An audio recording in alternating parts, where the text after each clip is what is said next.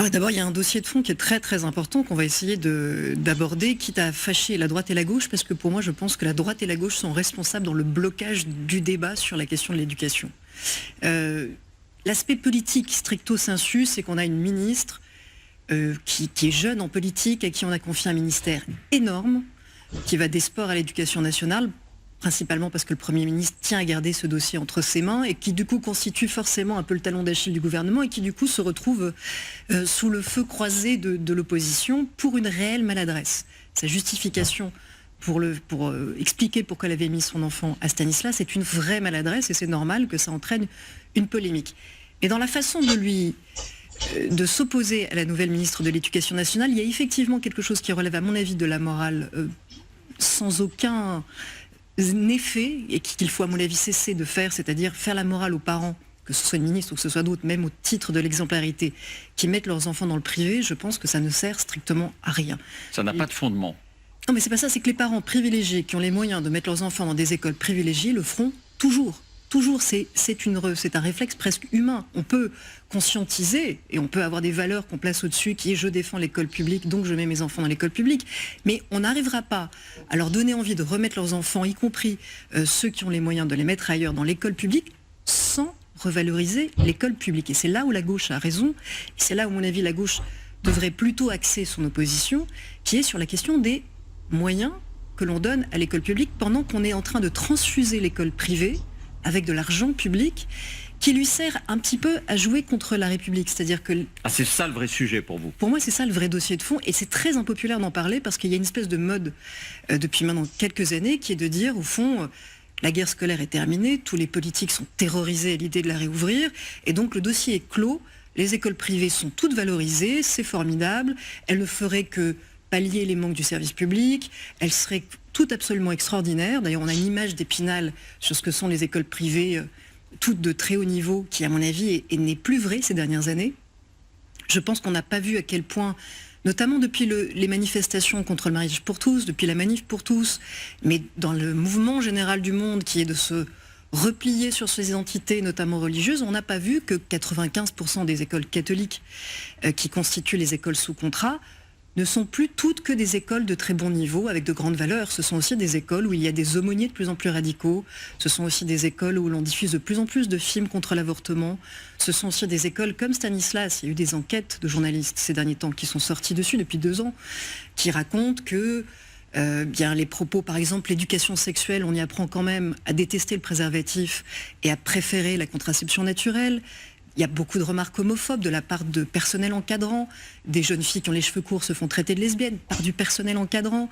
On sait que le harcèlement scolaire, et notamment de façon homophobe, c'est quelque chose qui détruit beaucoup de jeunes. Ça, c'est pas une minorité d'écoles Eh ben, on ne peut pas savoir parce que la plupart des rapports, alors ils concernent beaucoup les écoles hors contrat, où là je passe les détails parce qu'on est devant un phénomène d'une radicalisation sectaire qui est affolante et que ces rapports se succèdent sur les bureaux des ministres de l'Éducation nationale et que très peu ont le courage de s'y atteler, mais même les écoles sous contrat, David, il y a dans le mouvement, encore une fois, de l'affirmation religieuse qui touche pas simplement les écoles musulmanes, mais qui touche aussi les écoles catholiques, de plus en plus de dérapages constatés. D'ailleurs, le directeur, je ne sais pas si on a le verbatim du directeur de l'école de Stanislas lui-même, a dit, mais écoutez, c'est normal qu'on combatte l'avortement et l'homosexualité, puisque c'est la position de l'Église. Voilà, l'Église est contre l'union homosexuelle et contre l'avortement, que je sache, non, donc une école catholique ne peut pas dire autre chose. Bon, il faut savoir que Stanislas est une des écoles, encore une fois, les plus aidées à l'aide de l'argent public. Et que donc, en échange de cet argent public, si la République pourrait avoir un mot à dire sur ces sujets, la République peut avoir un avis sur le fait qu'on éduque avec de l'argent public des enfants à être contre la loi sur le droit à l'avortement ou à être contre l'homosexualité, ce qui est une discrimination grave en République.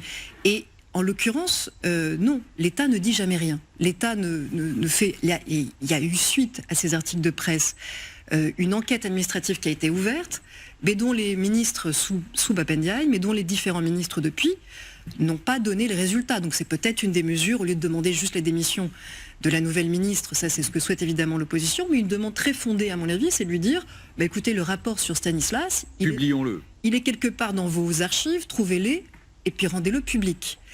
Parce que vous avez rappelé sur cette antenne, David, et moi c'est la question des moyens sur laquelle je veux revenir. Vous avez rappelé sur cette antenne à quel point les frais d'inscription, les frais de scolarité, pour les parents qui mettent leurs enfants à Stanislas ou à l'Alsacienne sont très bas en réalité. On en Regardez parlait les hier, chiffres. effectivement, on va les revoir. Pour des gens qui ont vécu aux États-Unis, ils vont voir ces chiffres, ils vont tomber de leur chaise. On prend tout de suite. Hein. Je vous prenez tout de suite, vous confirmez. 3 500 € pour mettre ses enfants à Stanislas par an. 5 697 € pour les mettre à l'école alsacienne. Mais encore une fois, n'importe quel parent qui a mis ses enfants dans des écoles à l'international sait que ces chiffres sont absolument dérisoires. Pour des familles qui ont les moyens, je pense qu'elles pourraient tout à fait payer 2 à 10 fois plus que ces montants-là pour mettre ses enfants dans des écoles privilégiées. Or, si elles n'ont pas à payer cet argent, c'est parce qu'il y a de l'argent public pour des montants colossaux qui permettent aux écoles privées de gagner sur les deux tableaux, c'est-à-dire à la fois de faire de la sélection, ce qui est le propre de la possibilité des écoles privées, donc on ne prend pas tout le monde, on ne prend pas toute la misère du monde, on prend que les meilleurs, mais en plus on prend de l'argent public pour être devant l'école publique et être encore plus attractif que l'école publique. En budget, David, ça représente par an 8 milliards directs de la part de l'État, et si on ajoute les collectivités locales et les autres aides étatiques, on monte au dernier budget recensé à 12 milliards d'euros par an donnés par de l'argent public vers des écoles privées. Sur un budget de l'éducation nationale qui doit être C'est 13%. C'est à peu près 13% du budget de l'éducation nationale, et donc évidemment c'est de l'argent en moins pour revaloriser le salaire des professeurs publics, pour recruter davantage de professeurs publics. Et pendant ces années-là, pendant qu'on donne autant d'argent à l'école privée pour lui permettre d'être devant l'école publique en termes d'excellence, tout en pouvant sélectionner, on supprime des postes dans l'école publique. On en est, là aussi on a les chiffres, on en est à plusieurs milliers de suppressions de postes, 1500 en 2023, 400 en 2022 parce que ça a été freiné par Gabriel Attal, et 1883 en 2021, ce sont les chiffres des syndicats. Mais chaque fois qu'on supprime des postes, on a des classes qui sont surchargées. Alors le gouvernement nous a dit, on va faire le dédoublement des classes, notamment dans les zones d'éducation prioritaire. C'est une très bonne annonce, mais qui peine à se concrétiser. Et concrètement, de quoi on parle, David ?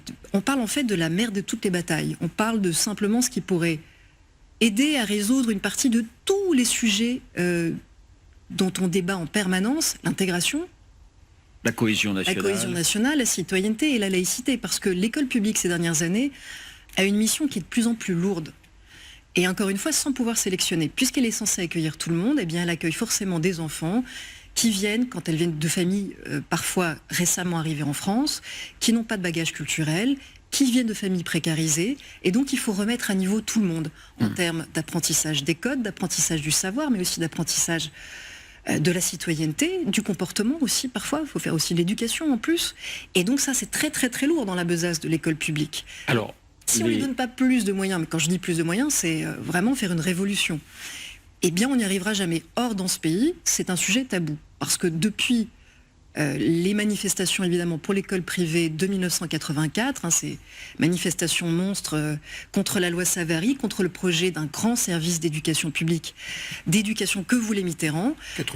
84. Et bien depuis que la gauche a cédé, a eu peur, s'est laissé intimider par la rue, clairement, plus personne ne veut y revenir. Plus personne ne veut toucher aux équilibres de la loi Debré, qui a été aggravée depuis 1959 par tout un tas de lois, la loi Carle et autres, en catimini parfois, pour faire en sorte qu'on n'arrête pas d'augmenter l'aide à l'école privée, où encore une fois, pendant que ses montants augmentent et que l'argent public qui lui est alloué augmente, l'école privée est de plus en plus sélective, elle accueille de moins en moins d'enfants de boursiers, de plus en plus les meilleurs, et l'école publique se retrouve avec les moins bons, et avec moins de moyens et moins de postes. 40% d'élèves dans l'école privée à Paris, je crois, par exemple. On n'est pas loin de ce chiffre. Mais, alors, Caroline, les défenseurs de l'école privée disent qu'il faut une diversité de modèles. Et à partir du moment où elles remplissent une mission de service public, ces écoles, il est normal qu'elles soient aussi subventionnées. Mais est-ce que lutter contre l'avortement, l'homosexualité, c'est une mission de service public ? C'est-à-dire que, en fait, la loi Debré part d'un constat de 59. Est-ce que toutes les écoles sont vraiment sur ce Non, mais pas toutes, mais il faudrait quand même inspecter celles qui sont dans ce cas-là. Et encore une fois, Stanislas est parmi les meilleurs des écoles privées. C'est un modèle d'école privée. Et pourtant, on voit bien que tout ne va pas. Donc, encore une fois, cette idée qu'il faut donner de l'argent pour faire en sorte que des écoles respectent la République, qui est un petit peu le pacte qui a été noué en 59 au moment de la loi Debré, pour moi, est une vraie faiblesse de la part de la République. C'est une générosité dont nous n'avons plus les moyens. On peut tout à fait demander à des écoles privées qui ont des parents privilégiés, qui peuvent se cotiser. C'est comme les salles de prière, si vous voulez. Moi, je pense que la République n'a pas à financer des salles de prière, même par des moyens détournés, au nom de la culture, etc. Si des croyants veulent prier dans des belles salles de prière, ils se cotisent et puis ils se débrouillent. On n'a pas à les empêcher, mais on n'a pas à les subventionner. Les écoles privées qui, encore une fois, ont des parents aisés, peuvent tout à fait augmenter leurs frais de scolarité pour continuer. Moi, je ne suis pas en train de remettre en cause le droit des écoles privées à exister.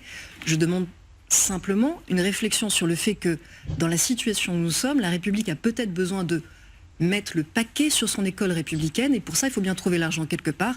En l'occurrence, là, il y a 8 milliards qui seraient bien utiles, et qui n'empêcheraient pas de poser des conditions aux écoles quand même, parce qu'on peut tout à fait estimer, et ça a été durci récemment du temps de Najat Vallaud-Belkacem, et la droite sénatoriale a essayé de s'y opposer. Jusqu'à présent, dans ce pays, on pouvait ouvrir des écoles plus facilement que des établissements vendant de l'alcool et des débits de boissons. Il n'y a même pas besoin d'autorisation. Maintenant, on a enfin besoin d'une autorisation. Je trouverais, moi, absolument normal qu'on ne puisse pas ouvrir une école sans avoir un contrat avec la République, s'engageant à ne pas inciter à la haine, à ne pas encourager la discrimination et à encourager la citoyenneté et des valeurs minimales. On n'a pas besoin de donner de l'argent pour soi, ça s'appelle juste le respect de la loi.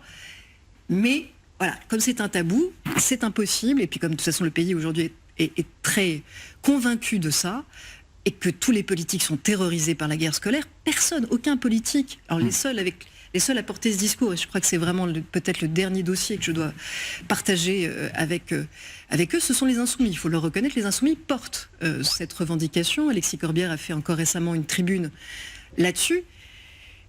Mais pour le coup, quand il s'agit des Insoumis, alors eux ne seraient très fermes qu'avec les écoles catholiques. Alors certes, c'est 95% des écoles sous contrat, mais quand on veut quand on veut juste retirer l'argent, à juste titre, à mes yeux, au lycée Averroès, qui est un lycée proche des frères musulmans, qui pareil, enseigne à peu près comme Stanislas en plus grave, c'est-à-dire la pudeur pour les filles, il faut pas qu'elles s'habillent de façon impudique, sinon elles provoquent les garçons, des propos qu'apparemment on entend aussi à Stanislas.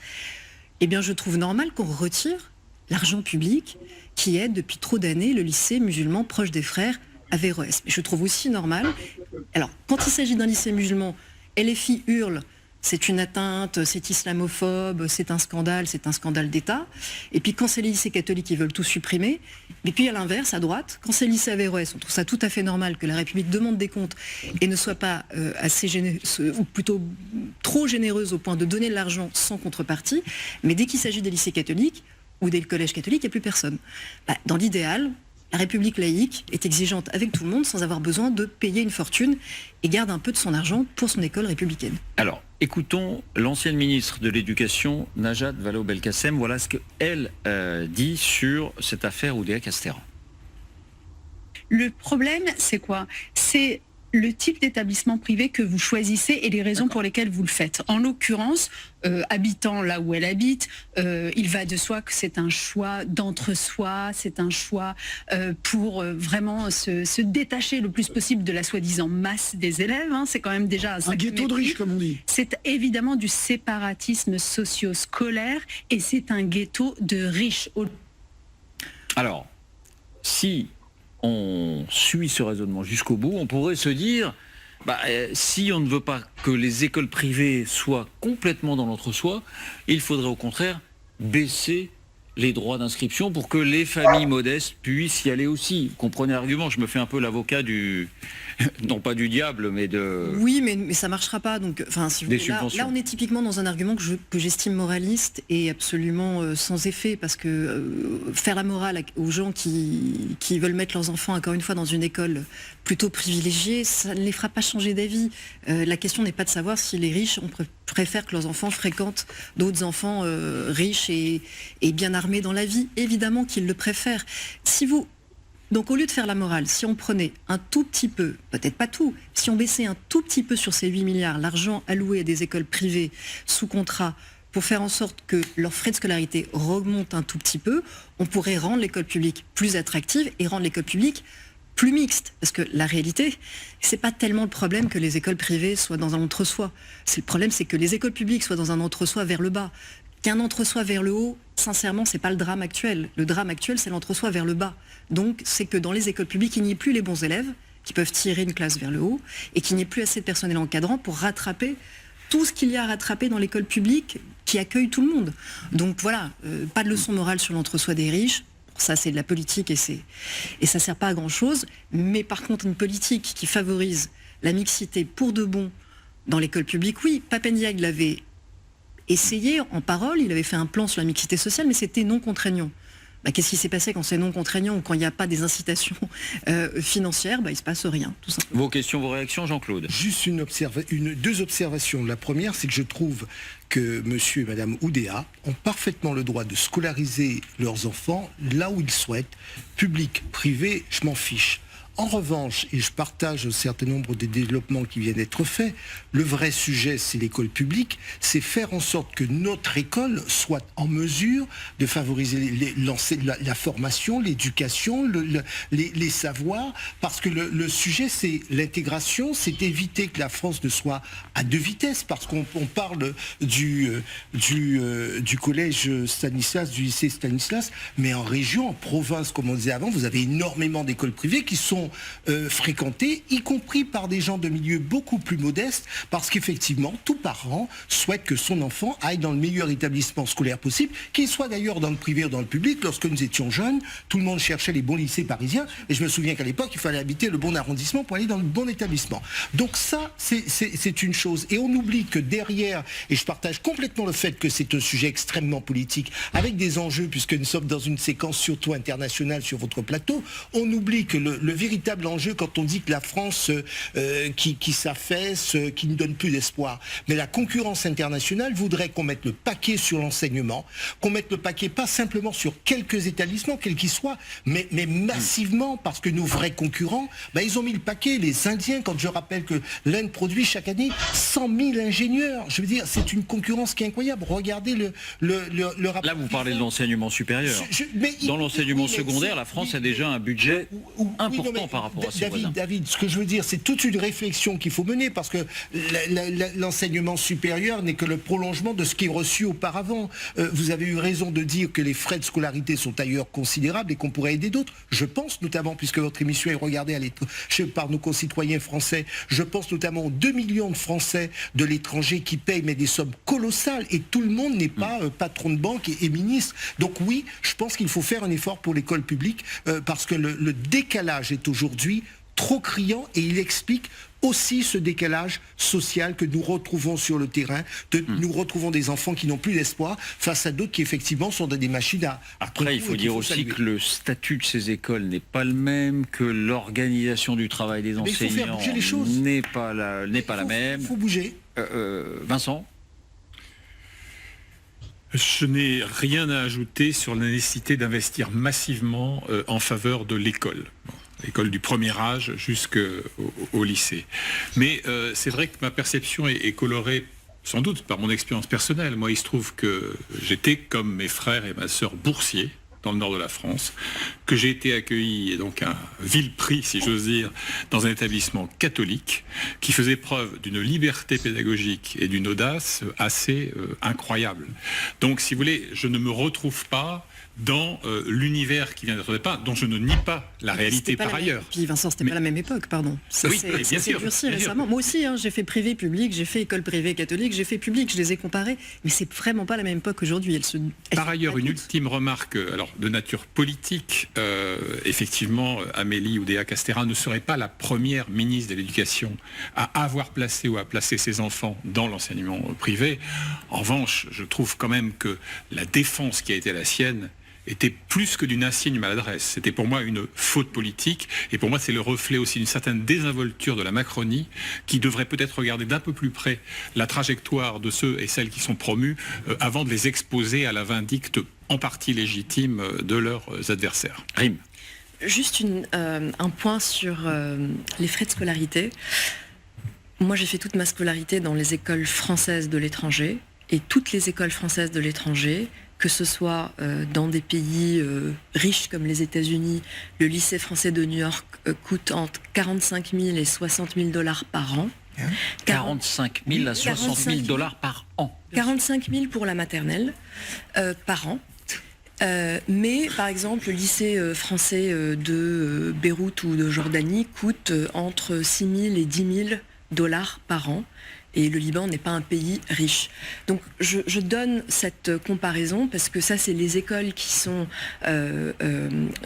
font partie du réseau des écoles françaises de l'étranger, qui sont rattachées au ministère des Affaires étrangères, qui sont un outil merveilleux du rayonnement de la France dans le monde, de la francophonie, de la culture française dans le monde, donc qui aussi sont Alors là, c'est réservé pour un le service, coup à certaines catégories de personnes. certaines catégories de personnes. Il y a aussi beaucoup de boursiers. Mais ce que je veux dire, c'est que c'est vrai que les gens trouvent les moyens de payer. Moi, j'étais pas à l'école avec que des enfants de ministres et de grands patrons. Il y avait des gens de la classe moyenne normale dans ces pays. Et la classe moyenne normale dans ces pays, elle n'a pas le niveau de vie de la classe moyenne en France. Je dis ça et je m'arrête là. C'est l'étendue de mon expérience. Et puis il y a des expériences. Le système des bourses, alors là, pour je vais le vous coup, dire, on peut aussi estimer, puisque l'argument c'était de dire le lycée Stanislas c'est un modèle du genre. Eh bien, moi j'ai fait exactement le contraire. J'ai sorti ma fille du collège Stanislas pour la mettre dans le public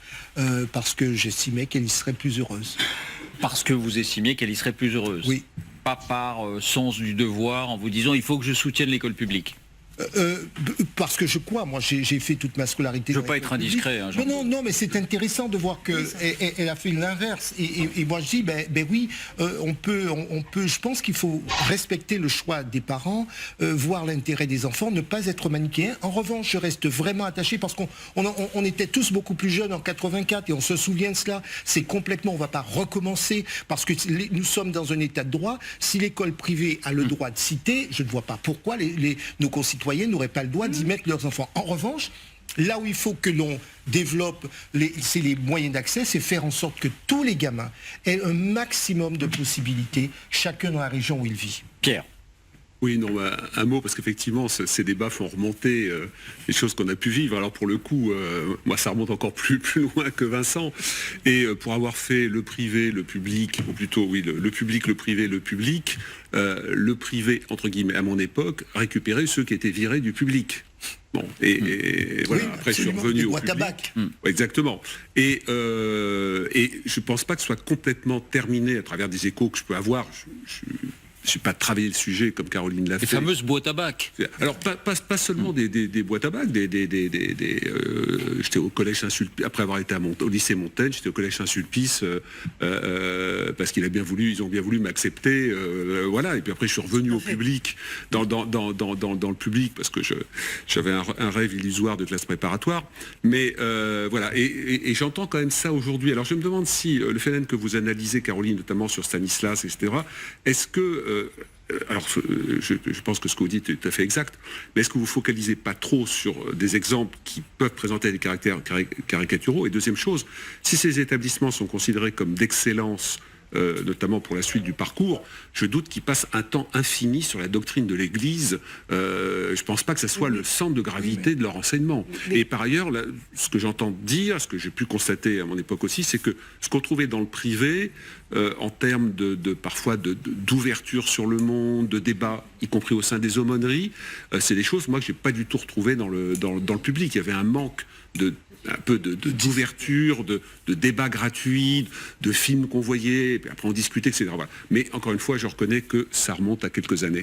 Mais encore une fois, Pierre, je ne dis pas tous les établissements privés, y compris pas tous les établissements privés catholiques. Je dis juste que l'affirmation du caractère propre est une notion aujourd'hui qui s'est beaucoup durcie par rapport à il y a 20 ans. Oui, et que depuis la manif pour tous, on a vraiment vu un raidissement des aumôniers, des prêtres encadrants, même du contenu. On a plein de signes. Vraiment, la propagande, elle est à l'œuvre partout, hein, religieuse. Et elle s'est beaucoup durcie ces dernières années. Donc ça touche les établissements religieux, tout simplement. Oui, mais d'où l'intérêt de ne plus aborder ce sujet de manière dogmatique, parce que c'est ce qui a été fait en 84. C'est ce qui continue à être fait, et l'exemple de la polémique le démontre bien. Si on sort du débat de 84, il ne s'agit pas de dire école privée contre école publique, il s'agit de dire est-ce qu'on peut faire des inspections pour voir si le caractère propre n'est pas en train de dériver par endroit, de réévaluer le montant de l'argent public alloué en fonction de critères qui sont aussi le respect des valeurs de la République, et puis est-ce qu'on ne peut pas aussi demander en échange de plus de moyens à l'école publique, plus de souplesse aux enseignants du public, parce qu'on ne l'a pas abordé. Il y a aussi un effort à demander aux syndicats enseignants pour participer à cette rénovation de l'école publique. Je veux dire, tout le monde est bloqué un peu sur ses acquis et personne n'a tellement envie de faire en sorte qu'elle repasse devant en termes d'attraction. Mais encore une fois, cette bataille pour que l'école de la République redevienne attractive, elle ne se fera pas sans ces mini-révolutions, sans ces réglages-là. Pour ça, il faut un peu de courage politique. Aujourd'hui, je ne vois pas qui l'aura. Merci Caroline et à mardi prochain. Merci Rim, Jean-Claude, Vincent et Pierre d'avoir animé 24 heures avec moi. Place au parti pris.